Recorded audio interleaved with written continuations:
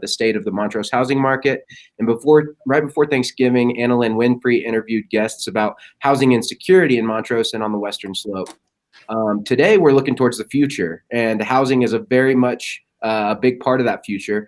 So joining me today is City of Montrose Senior Planner Amy Sharp to talk about the city's comprehensive plan and strategies for handling growth. Welcome, Amy. Thank you. Also joining us is Montrose developer and founder of Leadership Circle, Matt Miles. Hi, Matt. Hey.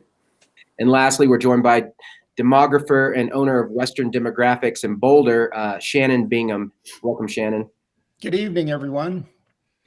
Now, before we get started, I'd just like to thank Delta Montrose Electric Association for their sponsorship.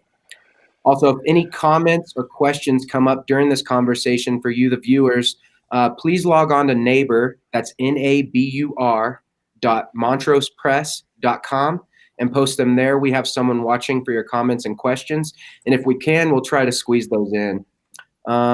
Without further ado, let's just dive in, and we want to talk about expected growth first. Where do we think Montrose is headed?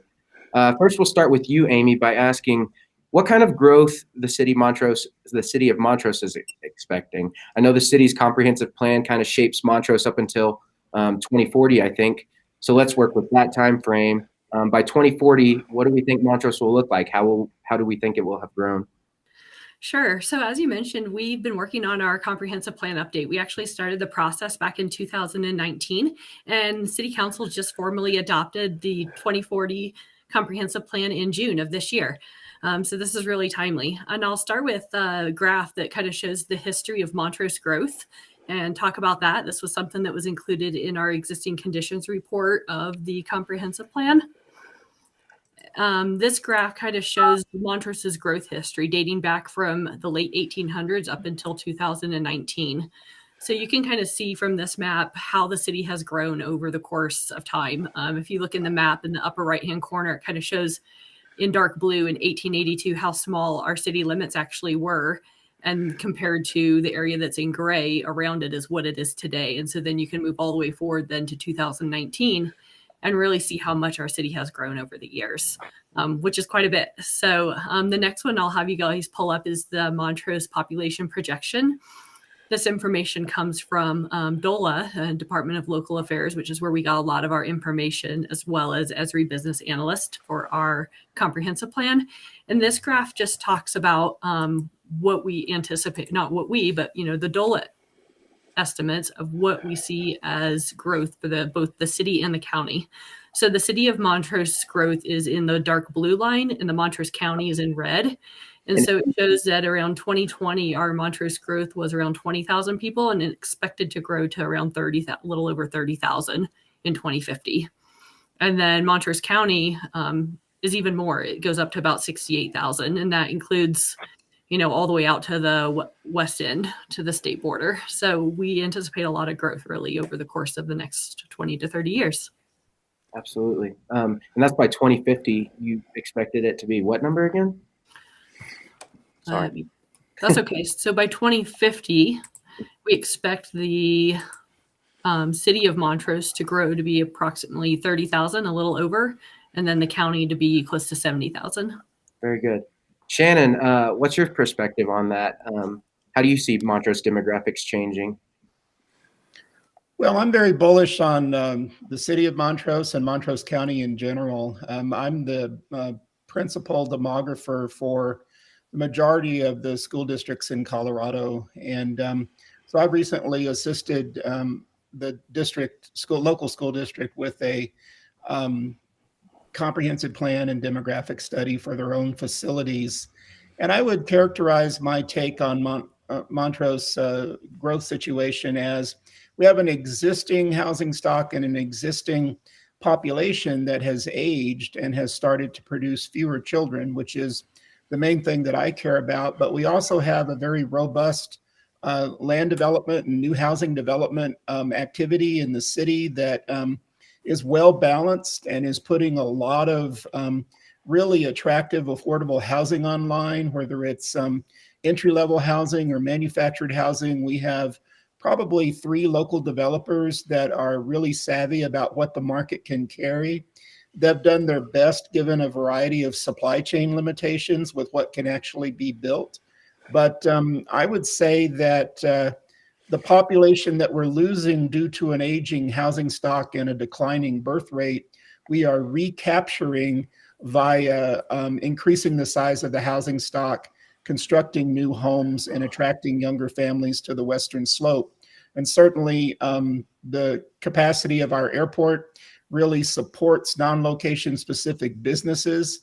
And we're really bullish on what Montrose has to offer for the future, especially for young families. Yeah, what does that mean for, first of all, what does that mean for people of Montrose, do you think? And what does that mean for developers? People of Montrose being the average person who lives here and is looking to buy a home or rent a home, for instance. And anybody can speak on that. Well, I can start. Obviously, housing prices are rising, and what is admirable about the 3 major developers in Montrose is that they have really looked at the entry-level market and the manufactured home product as well, and really kind of in the face of dramatically rising housing prices, they've made available some product that young families can actually afford. So, I think what can the existing residents expect? Well, we're going to expect more jobs and more people in town. As Amy just mentioned, not only the Department of Local Affairs and other demographers are forecasting the city and the county upwards 1 or 2% a year, but I think we're also looking at job growth as well. We've recovered from the pandemic influenced unemployment, and and we had a complete recovery of our school age population, where a lot of other school districts on the Western Slope lost children as a result of the pandemic that never returned. And Montrose got its kids back. So, I think that what we can expect is just, a continued vibrancy and more of a family-friendly setting in the community. Thanks. And Matt, what do you make of this housing market? Obviously, you're a developer, and one of your big projects is the hub at Montrose Crossing, which is a big multifamily housing unit. And I'm curious, how do you see Montrose growing? And obviously, you see some growth because you're investing here. And what does it look like for you from an investing standpoint? Well, I find it very interesting to listen to Shannon. He's got good data and a lot more demographic information than I'm privy to. The hub at Montrose, being in a rental product like that, is simply an attempt by our company to capitalize on what we view as a very, very tight rental market. I don't exactly know who the 3 developers are that Shannon's talking about, but from our perspective, we try to start at the most affordable level with our communities, and that's Cimarron Creek Manufactured Home Community and the River Meadows. Both of those have manufactured homes available and reasonable lot rent, and that's your most affordable family type housing that we offer. And then a step from there, when we enter into the site built product, we don't build site built homes. We provide lots for local builders, and we have a stable of local builders that build in our subdivisions. But we finish some up, so we've got subdivisions behind us like Stargate and Deer Trail, and I could go right down the list. But what we're working on now is our Bear Creek subdivision, which is probably the most affordable, which you can get into, let's say 380,000, probably more practically 400,000 there, and then keep stepping right up. But specific to the hub, there are really generally no rentals available in the region, and of course, from a quality perspective, that's very limited. So we figured that we would capitalize on that. I don't have any projections. I don't have any. We're going to have 33 per month absorption. I don't know any of that. I've lived here my whole life, and I just really sense that we're into a growth environment and need to capitalize on it. So going with your gut a little bit. All I know. Yeah. So with all that said, we're going to move into the second half of our conversation. We're going to talk about how Montrose kind of handles the growth that we're projected to see, and the growth that really we're seeing right now. Amy, we'll start with you. There's a lot of different infrastructure concerns that come with growth, but today we'd really like to talk about housing. So in Montrose and with its comprehensive plan, how does the comprehensive plan address housing concerns? Sure, I can talk about that. So I think it's worth noting that during our comprehensive plan process, we did a lot of public outreach and a lot of public engagement to gauge what the community wants to see rather than just what the city wants to see. And so our goals and objectives and our guiding principles in the comprehensive plan really came about through all the public engagement that we did over the course of the last couple of years, as well as our comprehensive plan advisory committee. And one of the primary principles in our comprehensive plan was around housing. And this guiding principle was that we wanted to encourage access to a really broad range of housing opportunities through different programs and partnerships in our community. Some of this could be encouraging a variety of housing types and densities. So we'd like to see, you showed a graph earlier that showed how a majority of our housing right now is single family homes in the community. And a very small percentage of that housing is actually multifamily housing. And so one of the things that we'd really like to promote is a mix of residential housing types, exactly from this that you show here. So instead of us having, a majority of it being all single family, we really need to work with, our different programs, partnerships, and developers to help increase our multifamily housing opportunities as well, which is something that Matt just talked about that he's doing too. Other things are encouraging more access to affordable housing with a different mix of housing price ranges and offering incentives and other information to help people with developing these kinds of housing opportunities.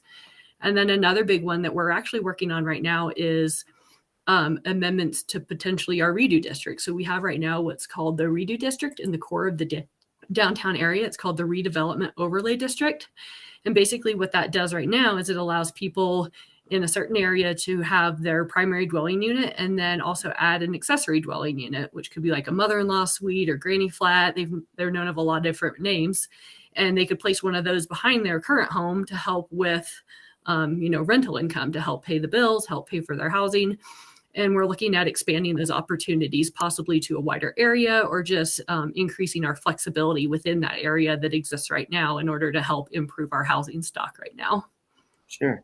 So you use the words when you're talking about multifamily housing, you use the words encourage and I think promote. How does the city do that? How does a municipality support and encourage the growth of that type of housing? Sure. So usually it's working with our different partners and our different organizations within the community. So the city typically is not the one who goes in and builds a new multifamily housing project. And so what we're doing instead is partnering with some of our developers on those processes. So some of that, and it kind of varies by development, what that looks like, but it could be in the form of offering different incentives through our Office of Business and Tourism. So they work closely with that office in our city to look at ways that the city could help with potentially sharing some of the costs of the infrastructure development, which could be the roads or the utilities and different things that the city would actually be in charge of maintaining. Absolutely. And Matt, right now might be a good time to talk about the hub at Montrose Crossing because that is one of those large multifamily housing projects that Amy's mentioning there that they're kind of looking for. So talk a little bit about that project and what went into sort of making it happen and getting it to the point where it's at right now. Well, to get into the nuts and bolts of it, that project is underwritten, or the financing on that project is through HUD, Housing and Urban Development. It's a program for market rate housing. So to qualify for that type of financing, we have to establish a need. So we do a needs assessment of rentals in the area, run that up the pole with HUD, and if they accept our numbers, which they did, and they verify them, then we move forward with the project. This particular one has meets the HUD baseline of 160 units, and so it's the first phase is 160 market rate apartment units, 1 and 2 bedroom, located next to the Cobble Creek Golf Course. So there's some nice neighborhood amenities and some things out there that make it very livable. And, obviously, I don't think anybody questions the need for that type of housing in the area. And I like to dwell on, we're not going to pick up the next 160 people that come to Montrose looking for a place to live.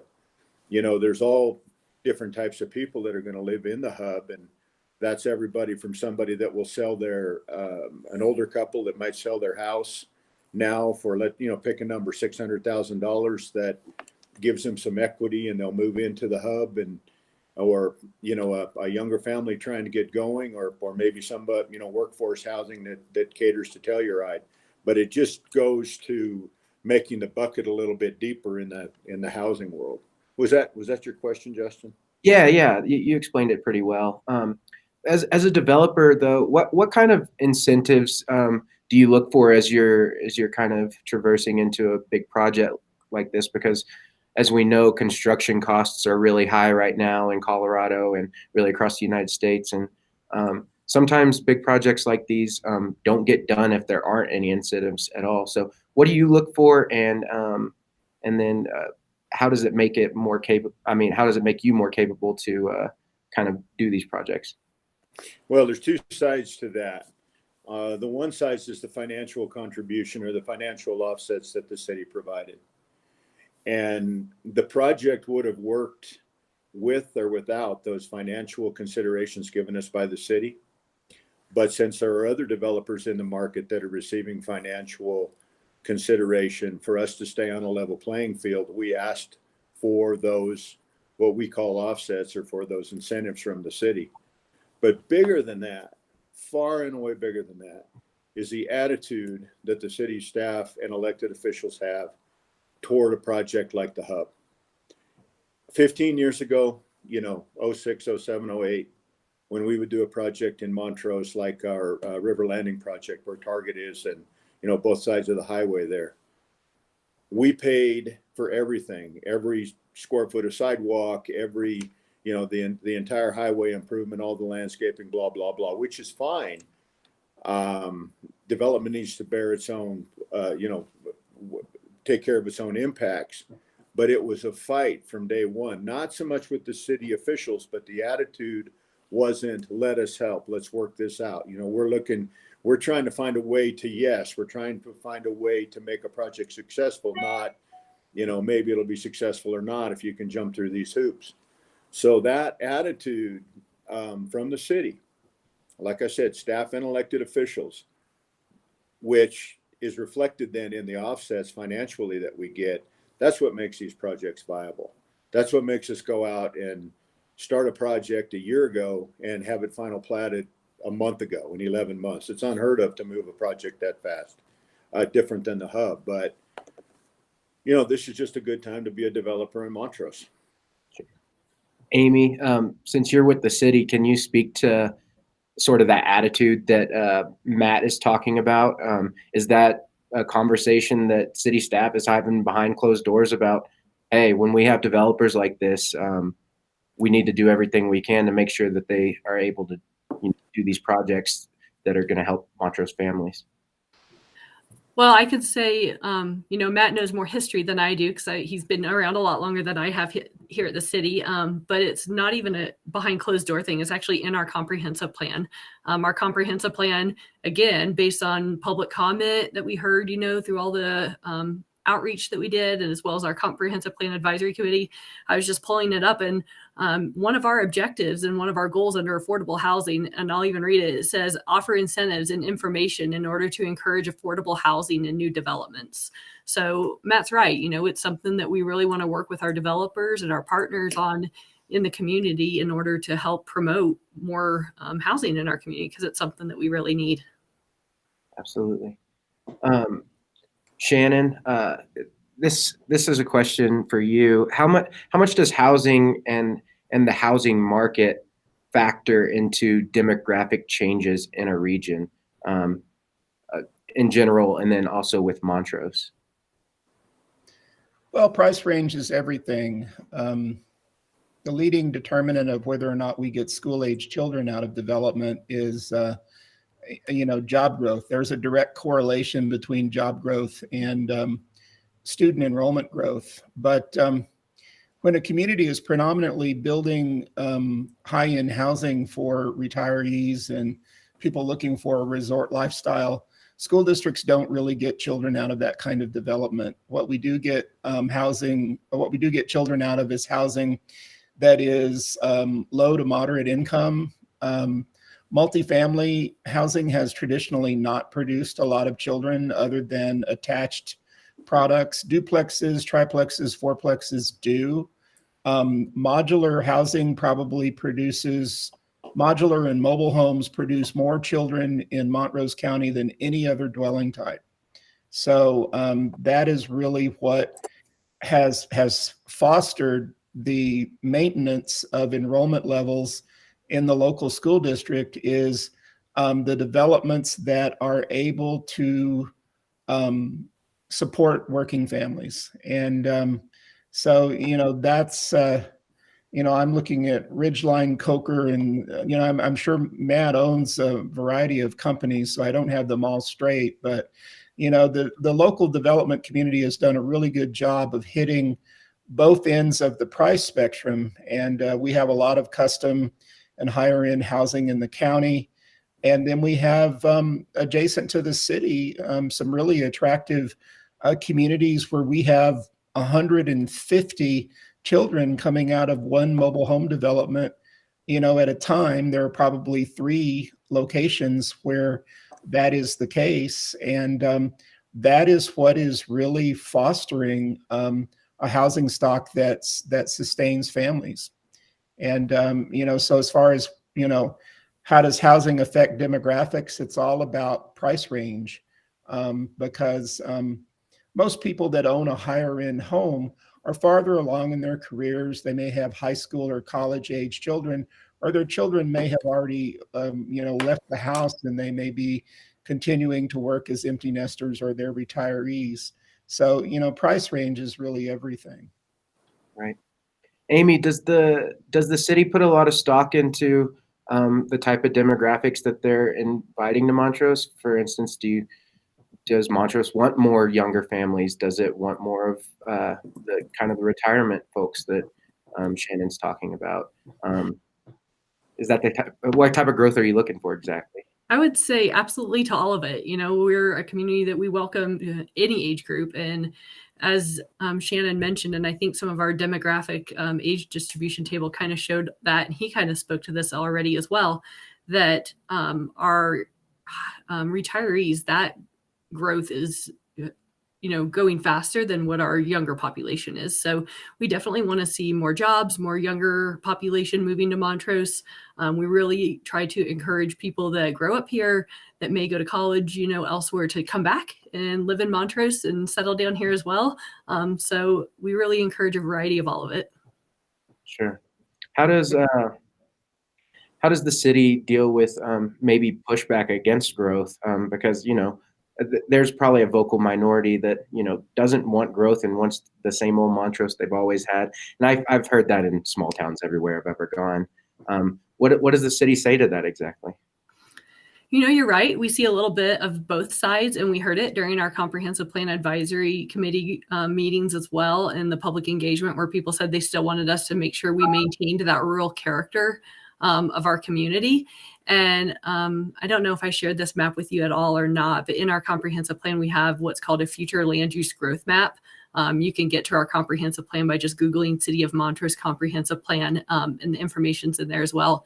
But we try to show a variety of densities that would be allowed in our city. So that way we have pockets of area that are planned for high density. And there's also pockets in our community that are planned still for very low density as well. So that way we have a variety of both types. So that way people that want to live in a neighborhood, with a lot of people, there's that option. And there's also an option to live, on lots that are pretty large, even within the city limits as well. Matt, as a developer, you have faced some pushback with the hub, specifically with folks in the Cobble Creek development, and you've talked about that in the press and everything. How do you deal with pushback when you have situations like that? Well, we are goal oriented. When we decide to do something, we do it. And when we have opposition, we face that opposition honestly and forthrightly and work with them the best we can to alleviate their concerns. But track record is everything in my business. And I love the Cobble Creek people I've been here a long time. And when I tell the Cobble Creek people that I can see my hub project from my house, they don't believe me, but trust me, you can see it from my house. So what would you call that? I don't know what you call that. I guess hometown advantage. But in all seriousness, the best projects we do are in neighborhoods that get vocal neighborhood opposition. Those people care about where they live. They take good care of their properties. They don't want to see, they're adverse to change. Everybody is somewhat adverse to change, but they flat don't want to see negative impacts in their community. When I say their community, in their neighborhood. So like the hub, we are very confident that not only will that be a very successful project, but it will be an enhancement to that neighborhood because of what we intend to do and because the neighbors are going to keep their houses nice. So it sounds kind of odd, but I welcome neighborhood opposition, and I get really concerned when I do a project and don't hear any neighborhood opposition. Absolutely. And we're coming up against time here, so we'll just go around. If anybody else has anything they want to add to the conversation here to wrap up, we'll start with Amy. Do you have anything you wanted to add? I don't really. I thank you very much for the opportunity for us to be here tonight and talk about our comprehensive plan and the goals of the city. Just thank you very much for inviting us. Absolutely. Matt, anything to add? No, appreciate you having us, and to the residents of Montrose, strap in because you haven't seen anything yet. Shannon, any more thoughts?